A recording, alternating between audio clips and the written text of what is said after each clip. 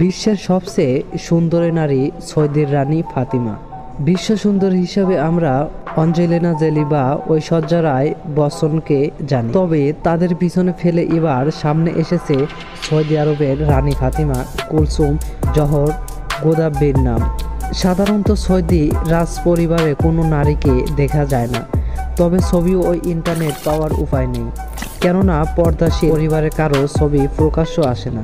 সাম্প্রতিক এক Saudi Prince Sheikh আবদে আল মাহবুরের স্ত্রী ফাতিমা কুলসুম জহর কিছু ছবির ইন্টারনেটে ভাইরাল হয়েছিল। এরপর থেকেই তাকে বিশ্বের সুন্দরী বলে দাবি করছে শোবিজপাড়ার বিভিন্ন গণমাধ্যম।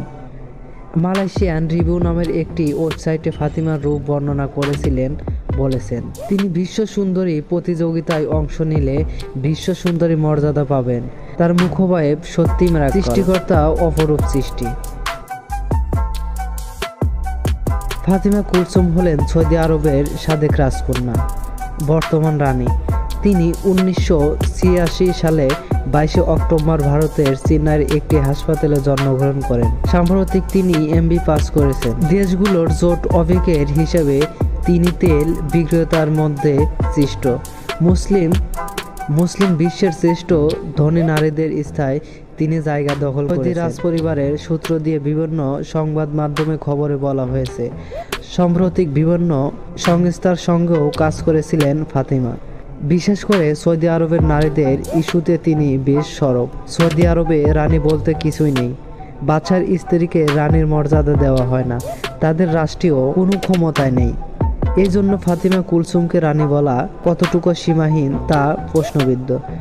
আর ফাতিমা কুলসুমই বলতে বাদশা সালমানের কোনো মেয়ে আছে কিনা তা নিয়ে প্রশ্ন রয়েছে।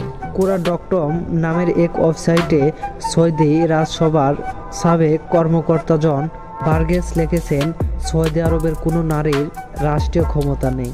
এছাড়া ফাতিমা কুলসুম নামে বাদশাহ আবদুল্লাহর কোনো মেয়ে নেই। তিনি উপস্থিত মেয়ে কিনা তাও জানা যায় না। 43 বছরের বয়সী প্রিন্সেস হাসা বাদশাহ সালমানের মেয়ে। প্যারিসে কুকুরকে হত্যার দায়ে 2016 সালে বেশ আলোচিত হয়েছিলেন।